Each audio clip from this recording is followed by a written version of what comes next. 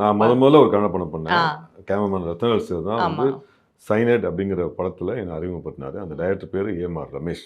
அந்த படத்துல இவர் வந்து அசிஸ்டன்ட் டைரக்டர். அந்த படத்துல வந்து எனக்கு சுரேஷ் மாஸ்டர்னு அப்படிங்கிற ஒரு கேரக்டர் பண்ணியிருந்தேன். ஸோ அதுலேருந்து அவர் என்னை வந்து மாஸ்டர்னு தான் கூப்பிடுவார்.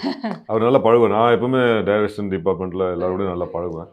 ஸோ அதனால் அவர் வந்து என்னை மாஸ்டர்னு தான் கூப்பிடுவார். அப்போ நல்லா பழகிட்டு இருந்தோம்.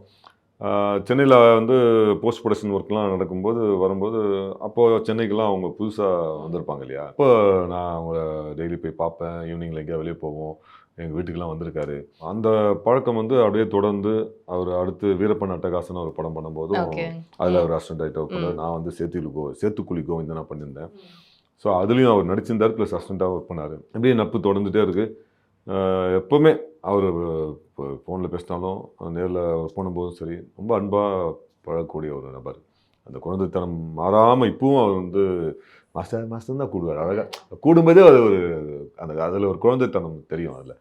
ஸோ அந்தளவுக்கு அன்பாக இந்த படத்தில் வந்து என்னை அவ்வளோ அக்கறையாக பார்த்துக்கிட்டாரு ஆக்சுவலாக.